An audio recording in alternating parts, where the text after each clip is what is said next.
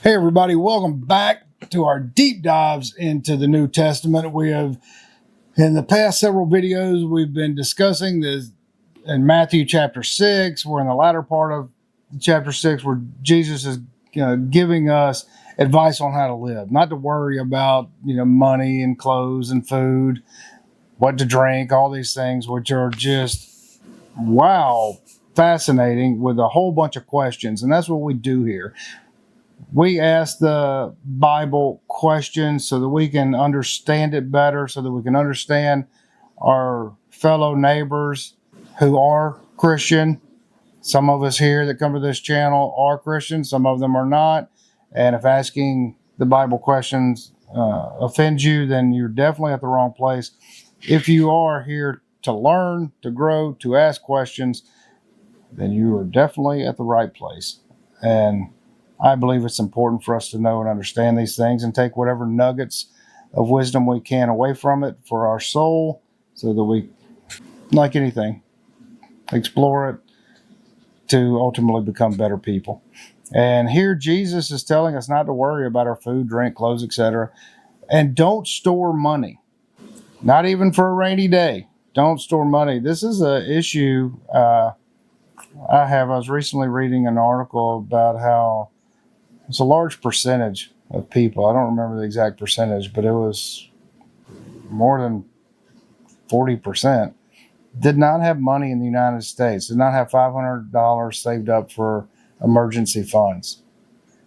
I believe that's problematic. I just think it's a big problem.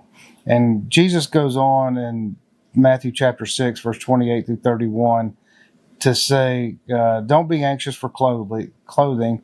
Consider the lilies of the field and how they grow. They do not labor, nor do they spin.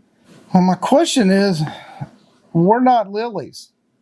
It might be an interesting parable, but we should consider our clothing. We should consider where we're going to get food for our children. But Jesus is saying, don't, because I'm just going to naturally provide for you. And I think in my own meditations where I connect to the infinite, just like everybody in their own individual ways has the exact ability to connect in their way to the infinite energies that surround us and that are in us and that resonate with us. So if we're not a lily and we know we have to feed ourselves and most of us have to feed somebody else too, I wrestle with that. That's a struggle for me in understanding that, because you have to plan. We have tools that are given to us, obviously, from the creator of all things. We have the ability to take care of ourselves. So Jesus says, "O ye of little faith," because he clothes the herbs in a field. Again, we're not herbs in a field. So you have to completely and utterly surrender and allow your clothes just to come to you. That's what he's saying. And okay, and I wrote here, sure, but you still have a mind. You have an understanding of time as we know it and experience it in this body. And so at this sliver of reality, are we not to use these tools that are obviously given to us? Like our mind, like our ability to plan out how we're going to provide, how we're going to actually take action to provide.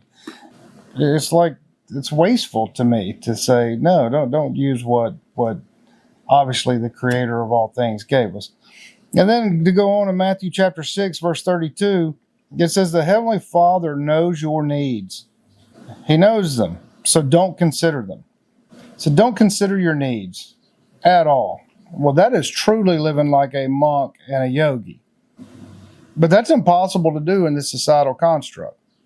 And if you did do that, well, then you would be an outcast. Then you would have almost no ability to take care of yourself without the reliance on a state.